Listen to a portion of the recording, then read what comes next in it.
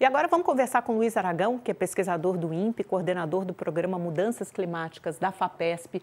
Acho que o Adriano Pires terminou com essa excelente provocação, Luiz. Eu quero que você responda já. Ele falou que é o século da energia e que essas diferentes fontes energéticas têm que conviver. Não dá para você fazer essa transição energética abandonando completamente a exploração do petróleo e gás, porque você teria uma inflação enorme, porque você tem que financiar essa quarta revolução industrial do IA, dos data centers. A gente sabe quanto cresce, aumenta a demanda por energia, além de toda a dimensão social. Eu queria saber, então, como você responde a esse ponto do Adriano. Bom dia, Amanda. Então, eu acredito que o argumento ele é genuíno, né? A gente precisa de fonte de energia para garantir a segurança energética, umas salvaguardas. Mas, no meu ponto de vista, a primeira coisa que tem que ser refletida é que essa discussão ela tem que sair desse campo de futebol entre o crescimento econômico e a preservação ambiental. As duas coisas fazem parte da equação do desenvolvimento sustentável, junto com a questão do bem-estar social. Então, essas coisas elas devem ser debatidas no campo técnico. A Academia Brasileira de Ciências tem um relatório muito bom sobre a questão da exploração do petróleo na margem equatorial e mostra que nós temos que pensar de forma integrada como avançar. A questão não é só ter o petróleo, a questão é, a partir do momento que tem petróleo, pensar se vale ou não a pena os riscos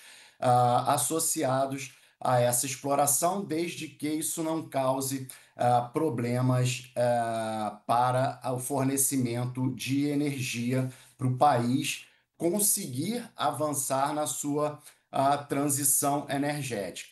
O maior ponto que devemos levar em consideração é que já é muito bem estabelecido a necessidade de redução de uso de combustíveis fósseis no mundo, para o tratamento da crise climática.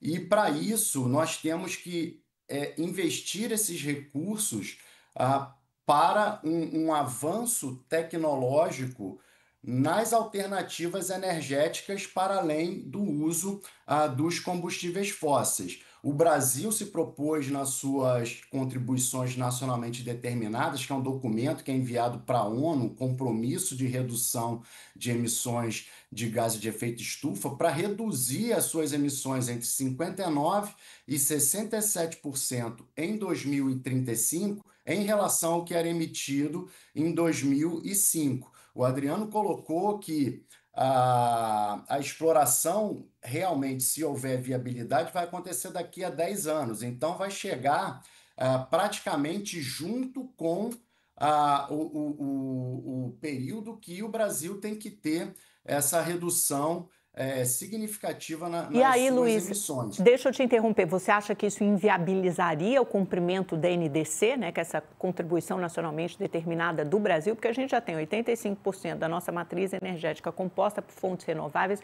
Como é que está o Brasil em relação aos outros países do mundo quando se fala em transição energética? E, dando um passo para trás, quais são os riscos, se houver efetivamente não só essa perfuração para pesquisa, mas a exploração do petróleo na margem equatorial, os riscos para o meio ambiente? Tá. Então, a questão da exploração em relação ao cumprimento da NDC é uma discussão que deve ser colocada de forma transparente. O Brasil ele tem que estimar qual é a sua potencial emissão utilizando esse tipo de recurso para que você consiga, de alguma forma, balancear essas emissões com remoções em outros setores, né, caso isso seja concretizado. Por isso que eu digo que é uma discussão muito técnica e esse balanço ele deve ser realizado. O Brasil ele é um dos maiores emissores de gases de efeito estufa do mundo, né? Ele está entre os 10 maiores emissores de gases de efeito estufa do mundo, mas também é o país que tem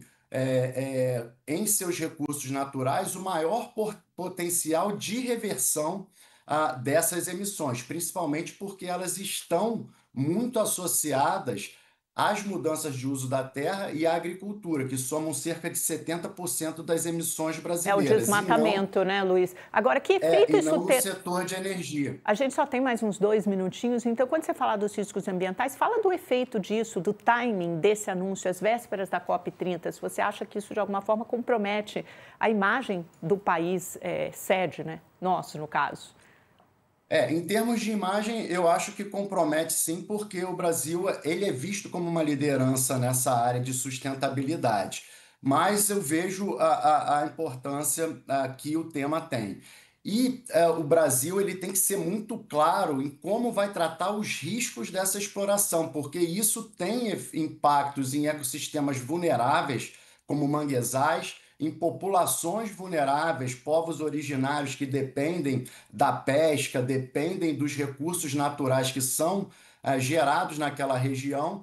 E o IBAMA ele tem a responsabilidade de realmente impor medidas de mitigação dos riscos muito bem estruturadas para que, caso se efetive a exploração, nós não tenhamos a perda de diversidade, perda econômica e a perda social associada ao bem-estar das populações e dos moradores daquela região. Então, é um tema muito complexo que deve abordar tanto a questão econômica, a questão ambiental e a questão social para podermos avançar de forma transparente.